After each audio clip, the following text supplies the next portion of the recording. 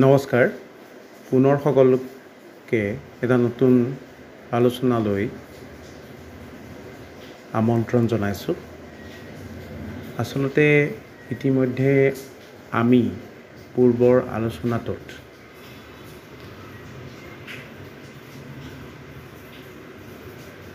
সম্ৰাট অশোকৰ সম্পৰ্কে উল্লেখ কৰিলোঁ, চন্দ্ৰগুপ্ত মৌৰ্যৰ সম্পৰ্কে উল্লেখ কৰিলোঁ। মৌৰ্য সাম্ৰাজ্যৰ শাসকসকলৰ ভিতৰত অশোক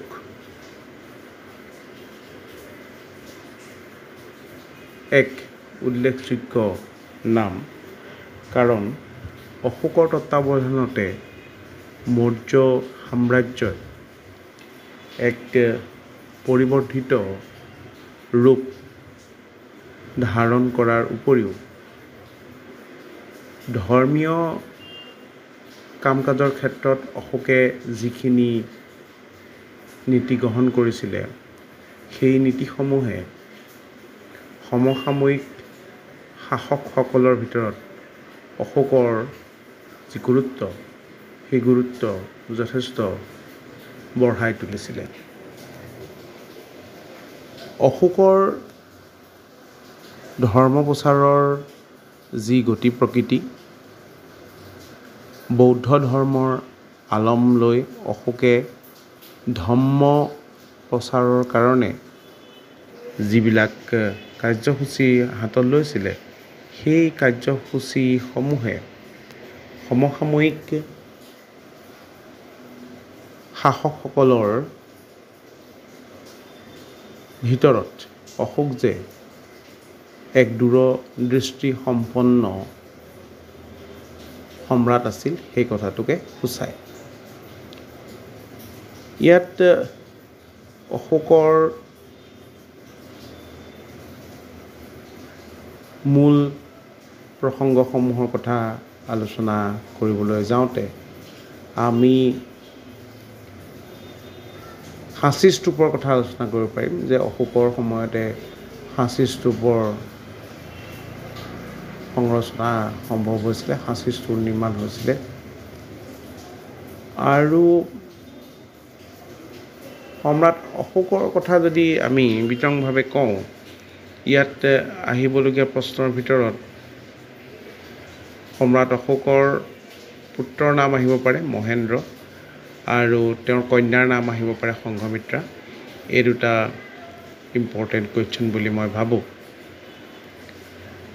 আৰু অশোকৰ দ্বাৰা নিৰ্মিত যি অশোক স্তম্ভ, সেই সম্পৰ্কেও গোটাচৰে প্ৰশ্ন আহিব পাৰে। ইয়াত তক্ষশিলা, উজ্জয়িনী, বাৰাণসী বিশ্ববিদ্যালয়ৰ কথা আমি এইখিনিতে উনুকিয়াইছোঁ। আৰু সমসাময়িক সময়ৰ কিছুমান গ্ৰন্থৰ নামো ইয়াতে উল্লেখ কৰিছোঁ। আৰু অশোকৰ যিখিনি শিলালিপি, সেই শিলালিপিসমূহৰ ক্ষেত্ৰত কোনে সেইখিনি ডেচিফাৰ কৰিছিলে, অৰ্থাৎ কোনে সেইখিনি পাঠোদ্ধাৰ কৰিছিলে, সেই সম্পৰ্কে আমি ইয়াত কৈছোঁ যে জন প্ৰিন্সিপৰ নামটো এইখিনিতে উল্লেখ কৰিব পাৰি। ইয়াৰ পাছত আমি অশোকৰ বিভিন্ন কাৰ্যক্ৰমণিকাসমূহৰ বিষয়ে চাম। দ্বিতীয়তে সামগ্ৰিকভাৱে মৌৰ্য শাসকসকলৰ সময়ত ৰচনা কৰা বিভিন্ন গ্ৰন্থাদি, সেই সম্পৰ্কেও ইয়াত আমি উল্লেখ কৰিছোঁ। মৌৰ্যসকলৰ পিছত আহিব শুংগ বংশ। শুংগ বংশৰ কথা ইম্পৰ্টেণ্ট এটা কথা আছে, ইয়াত পুষ্যমিত্ৰ শুংগৰ কথা আছে, সাতবাহনৰ কথা আছে। ইয়াৰ পিছত চেদি বংশৰ কথা আমি উল্লেখ কৰিছোঁ। চেদি বংশৰ পাছতে আহিব ইন্দ্ৰুগীসকল। এই ইন্দ্ৰুগীসকলৰ আটাইতকৈ উল্লেখযোগ্য ৰচনা হ'ল মিলিন্দ পনহ।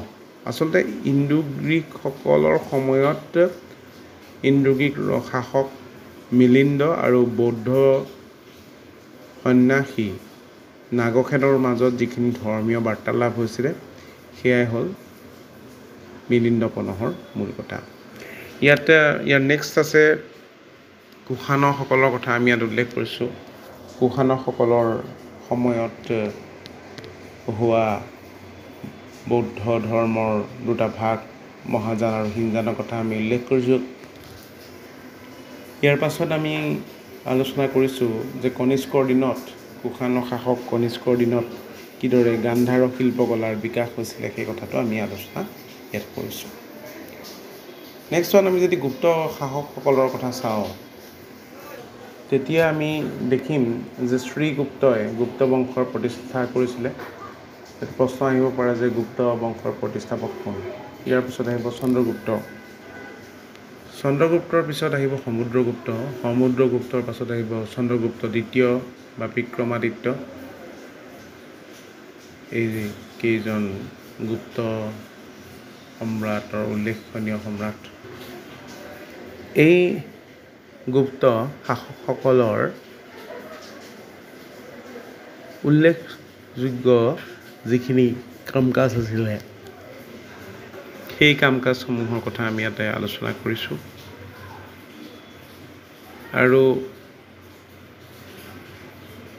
সমুদ্ৰগুপ্তৰ যি টেকনিক্স, ৰাজ্য শাসনৰ যি ক্ৰিয়াশৈলী, সেইখিনিও আমি ইয়াতে আলোচনা কৰিছোঁ। পৰ্যায়ক্ৰমে আমি পৰৱৰ্তী গুপ্তসকলৰ যি অৱস্থান সেই কথা আমি আলোচনা কৰিছোঁ। চোল বংশৰ কথা আমি আলোচনা কৰিছোঁ। হৰ্ষবৰ্ধনৰ কথা আমি আলোচনা কৰিছোঁ। ইয়াত হৰ্ষবৰ্ধনৰ কথা আলোচনা কৰাৰ পিছত দাক্ষিণাত্যত সেই সময়ত তেওঁ হৰ্ষবৰ্ধনৰ পিছত কি আছিলে সেই কথাও আমি ইয়াতে আলোচনা কৰিছোঁ। আৰু হৰ্ষবৰ্ধন আচলতে নিজে এজন খুব ভাল সাহিত্যিক আছিল। তেওঁৰ বিভিন্ন ক্ৰিয়াখিনি, কাৰ্যকলাপখিনি সম্পৰ্কে ইয়াতে আলোচনা কৰিছোঁ। আৰু এই পাঠটোত আমি up to the coming of the Turks, Muhammad ঘুৰিৰ কথা আছে আৰু একদম দাস বংশৰ শেষলৈকে আছে। বাবৰৰ কথা ইয়াতে আমি আলোচনা কৰিছোঁ। শ্বেৰশ্বাহ ছুৰীৰ কথা আছে আৰু প্ৰায় যিটো ইউৰোপীয় কোম্পানীবিলাক আহিছিলে সেই কথাও ইয়াতে আলোচনা কৰিবলৈ চেষ্টা কৰা হৈছে। ছাত্ৰ ছাত্ৰীসকলৰ সুবিধাৰ্থে মই বস্তুখিনি হাইলাইট কৰি দিছোঁ।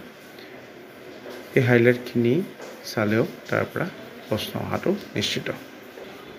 এই পাঠটোত মই চিপাহী বিদ্ৰোহৰ কথাখিনি আলোচনা কৰিছোঁ, পলাচী যুদ্ধৰ কথা আলোচনা কৰিছোঁ, বক্সাৰ যুদ্ধ আলোচনা কৰিছোঁ।